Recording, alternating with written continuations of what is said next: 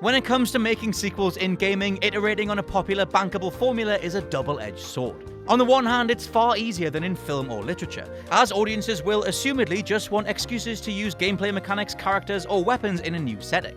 If it ain't broke, just add more levels, or something. Though on the other hand, there has to be enough changed and altered to justify that full price tag a second time. And when AAA games cost more than ever to produce, the yearn to reuse as many assets as possible or squeeze more profit out of an established body of work isn't just encouraged, it's extremely good business. Now, obviously there's a line to be walked, and this generation has made it a glowing neon strip. The following examples aren't just from the current decade, but it goes without saying that gamers have always been a savvy bunch. If we're investing tens or hundreds of hours into a given experience, we're gonna notice if someone announces a follow-up, only for it to be more of the same in the worst possible way. I'm Scott from WhatCulture.com, and these are 9 developers that sold you the same video game twice. Number 9, Prototype 2, Radical Entertainment. Essentially the video game equivalent of 2000's teenage angst made real, and don't get me wrong, I loved it. The original Prototype was a glorious explosion of visceral melee fatalities, vehicle jacking, body stealing, and superpowers. Coming alongside a tie-in comic of the same name, it really felt like Radical Entertainment had a bankable franchise on their hands. Then Prototype 2 happened. Embodying the if it ain't broke mentality to a T, Prototype 2 was almost literally the exact same game as before.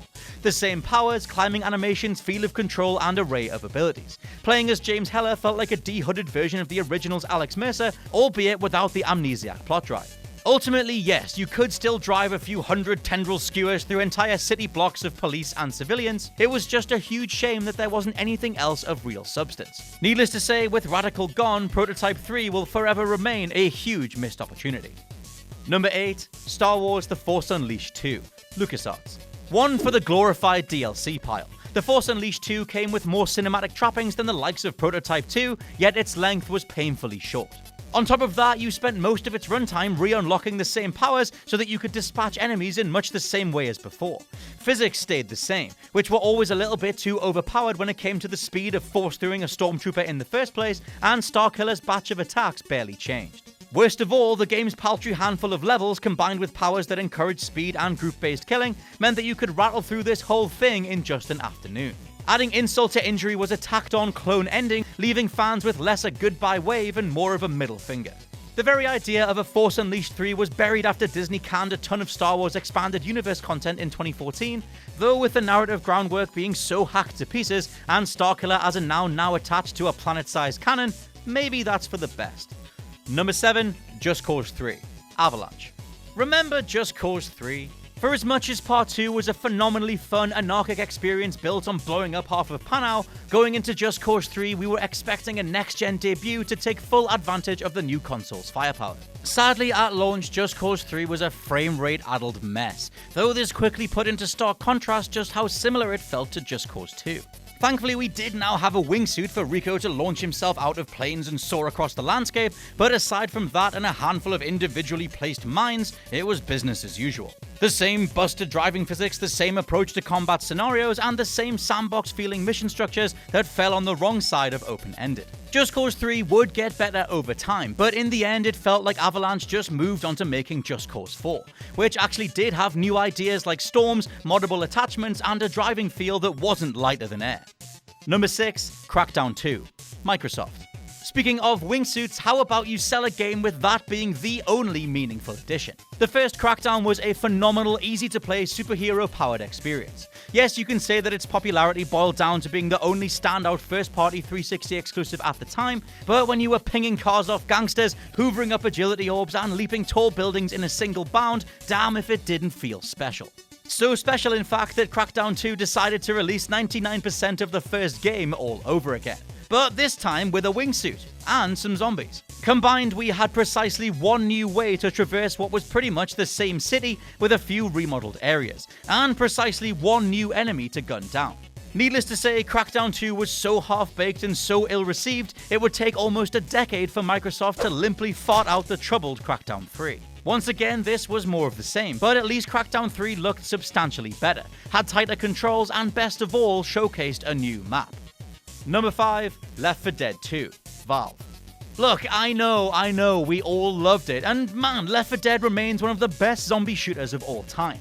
But look back on it now and compare to the original just 1 year earlier, and there's very little identifying the two.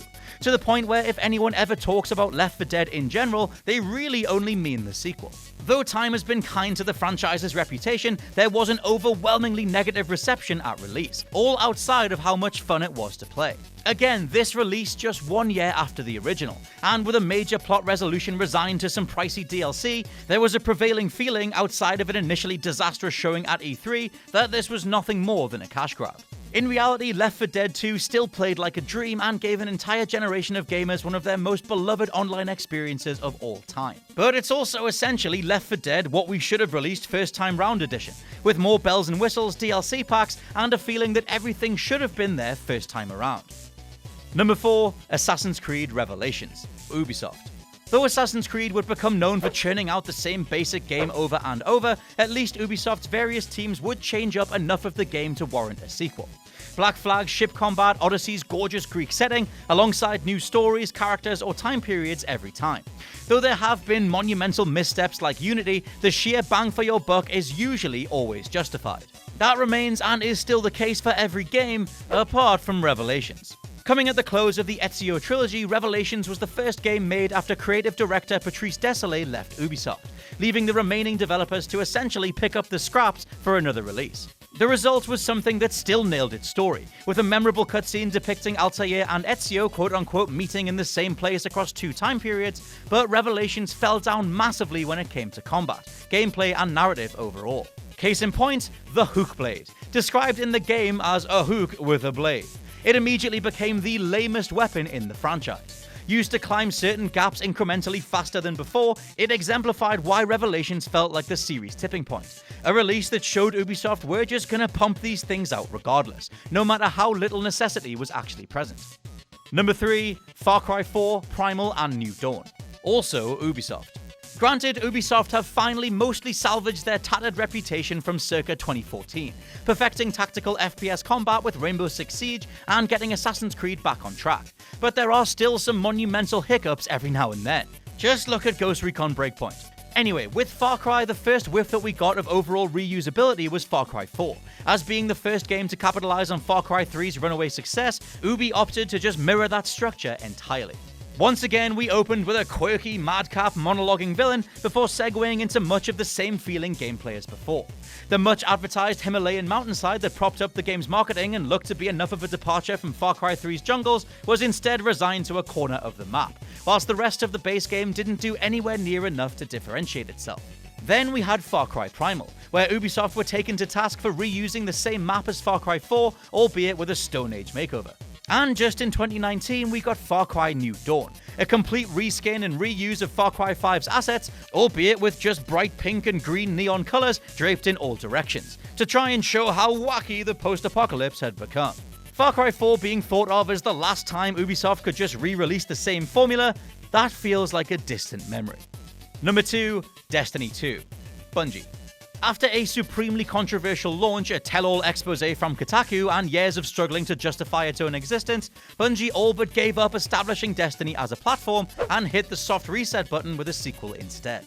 Now we've finally had a story and some new pieces of loot, but deep down it was the same Destiny as when Rise of Iron dropped, just given a new hub world and a number 2 on the box. Marketing centered on the Guardians being on the back foot, and that's certainly how the story starts out. But once you've gotten through the intro, it immediately sets in just how much this is Destiny 1 Special Edition. Menus, HUD elements, the majority of weapons, enemy types, an identical character creator, the overworld map, most of these you'd have to hold up side by side and use a magnifying glass to tell them apart. Destiny was always objectively a fantastic playing product. Bungie are grade A maestros of first-person shooters. But as for what came in terms of a sequel, that's another story entirely. And number 1, FIFA 20 Legacy Edition, EA. The embodiment of everything wrong with big business in the gaming industry. Just finding a bankable formula and shouting out identikit sequels with little to no care for innovation or meaningful advancement. FIFA 20 on Switch is a joke, and EA knows it. How? Because they called this thing the Legacy Edition. And what does Legacy mean, you ask? Well, in EA's case, like with FIFA 13 being the exact same game as FIFA 12, they're literally selling you the same thing as the previous year with a different number on the box. Art assets are changed to add the newest kits, there are 4 new stadiums, and some rosters have been updated, but that's it. That'll be another £45 or $60 then. Hilariously, the game's official description on the Switch store states that FIFA 20, and I quote, will feature the same gameplay innovation from FIFA 19 without any development or significant enhancements. At least they're being honest about it, I guess. Understandably, fans are furious, and with the developers attempting a Q&A session that pretty much just confirmed the game really is a full-price patch for a year-old title, EA continue to treat the Nintendo Switch and its football fans like a joke. And those are just 9 sequels or reiterations that totally felt like the same game twice. Let me know your own picks down in the comments below, and please check out the WhatCulture Gaming Podcast. For now, I've been Scott from WhatCulture.com, and I'll catch you soon.